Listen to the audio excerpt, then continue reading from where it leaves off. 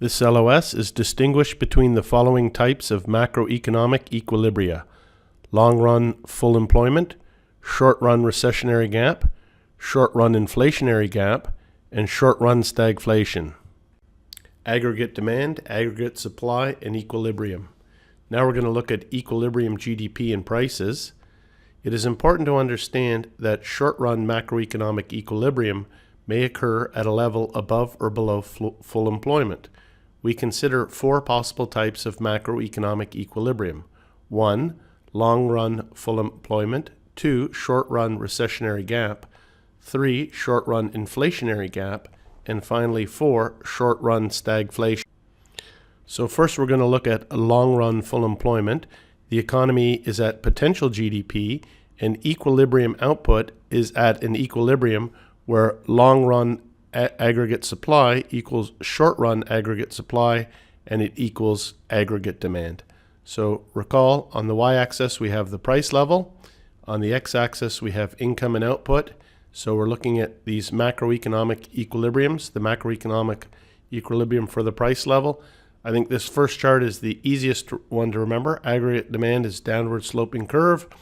Short-run aggregate supply is upward sloping. Long-run aggregate supply is a vertical curve, and so at long-run full employment is at the intersection of those three curves, where long-run aggregate supply equals short-run aggregate supply equals aggregate demand.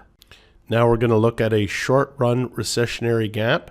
It exists when the economy is in a recession and equilibrium output is less than potential GDP. So you can see what's happening here. You just have to remember and make sure which curve is moving. You can see there's no change to the short-run aggregate supply curve.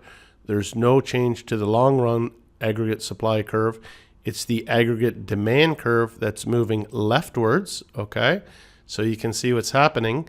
Income and output are dropping because it's a recession, and prices are going down. Now we're going to look at a short-run inflationary gap, and it exists when the economy drives GDP beyond the potential GDP. When price levels increase, short-run supply increases, and the economy returns to the long-run equilibrium. So you can see here in this case, again, there's no movement to the long-run aggregate supply curve. There's no movement to the short-run aggregate supply curve. It's just the opposite of the last case, where the aggregate demand curve is now moving to the right. So you can see that income and output increases and the price level increases. Okay, now this is the one to pay attention to because we can see there's something different here. And now we're going to look at short-run stagflation. It occurs when there's high unemployment and increased inflation brought on by a drop in aggregate supply. The downward pressure on wages and input prices eventually brings long-run full employment. So you can see in this case, there is no change to the long-run aggregate supply curve. There is no change to the aggregate demand curve. It's the short-run aggregate supply curve that is moving, okay? And it's moving to the left.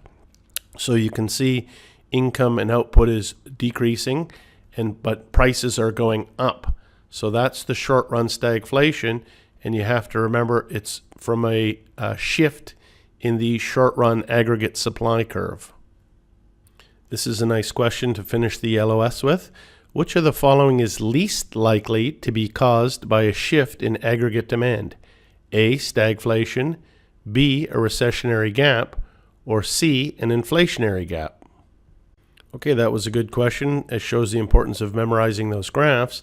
And if you recall, the shift in the aggregate demand curve, if it was to the left, it was a recessionary gap. If it was to the right, it was an inflationary gap. So both those are caused by shifts in the aggregate demand curve. So it's not correct because we're looking at which is least likely. So we're looking at the false. So A is correct because stagflation, recall, was a shift in the aggregate supply curve to the left, which decreased the income and output and increased the prices, okay? So stagflation occurs when output is declining and prices are rising. This is most likely due to a decrease in aggregate supply, decline, a leftward shift of the short-run aggregate supply curve. Depending on the source of the shift, the long-run aggregate supply may shift too. And that's the last slide for this LOS. Thank you.